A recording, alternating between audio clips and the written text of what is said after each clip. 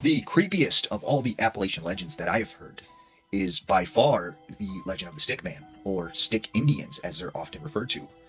And I think this is because we don't really know a lot about them. You see, Native Americans have experienced them for hundreds of years, but they do not speak about them. They do not like to talk about them at all. Now, from what we have gathered about Stick people is that they are essentially protectors of the forest. And they are seen sometimes as tall and skinny, dark entities. They are seen as short, little beings. Um, some people have described it as almost Bigfoot like. But one thing is for certain, they can shapeshift. They do tend to lure people into the woods by singing, by talking to people. Um, and the crazy thing is that they have an appetite for human flesh. And the Native Americans would often describe them as taking young children and women from their villages. But I've heard about two stories pertaining to Stick Indians or Stickmen. This first story comes out of North Carolina. There was this hunter who said he was hunting in this particular area of forest, and he said that he was tracking what he thought was a very large buck. Well, he got to this sort of large clearing in the woods, and there were several bushes. He noticed standing behind one of these bushes a set of like antlers. And he said he thought, at the time, like, wow, this is a very large buck. And he's waiting for this thing to kind of move out from behind the bushes so he can get a good shot. Well, all of a sudden, this thing stands up from behind the bushes. And he is shocked when he discovers, like, this is not a deer. He sees this very tall, thin, almost muscular looking man with antlers protruding from its head. It has some sort of red stuff all over its face, what looks to be maybe blood. And it has these large gashes all over its body. He said this thing kind of noticed him from afar, and it hopped over to him.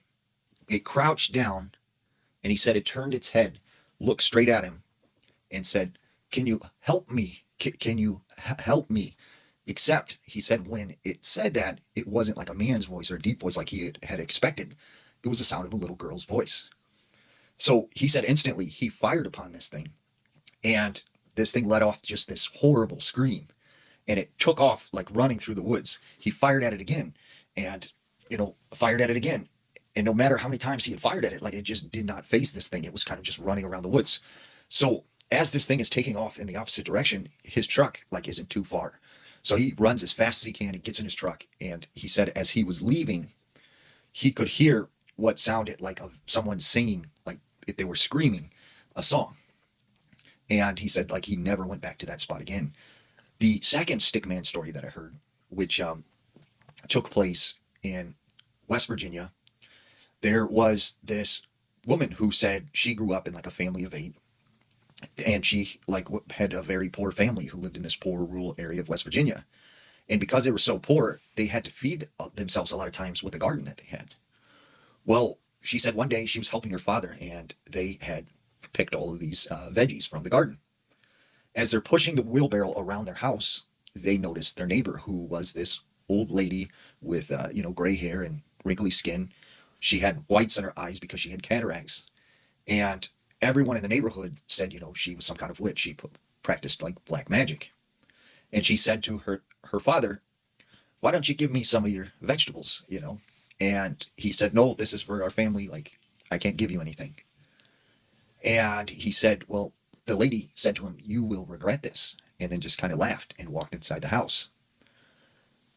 So shortly after this, after a couple weeks, her father and her uncles all went out on a raccoon hunt, and they had the dogs with them. They were deep in the forest. They thought the dogs had caught wind of a raccoon, and it had chased this coon up a tree and treed it. So that's what they originally had thought. But when they get to where the dogs are barking and going crazy, they see this very tall, dark, shadowy creature slip its way down this tree, grab one of the dogs. The dog yelps, and it ripped the dog into two. And he said they all started firing upon this thing, and the bullets would just go right through it. This thing looked at them, turned, and then took off into the woods. And so they hightailed it out of there. But they knew like the next day they would have to go back, and they wanted to get the remains of the dog, which was the uncle's dog or whatever. So the next day they went back with like 8 men, And when they went to the spot where the dog had been torn apart, they said all that remained was its skull, like it had eaten all of the flesh off the dog. And they never spoke of it again after that. And she had asked her dad several times about what they, to speak about it more and tell him more what happened. But he would never speak about it because he was so terrified that it would come back.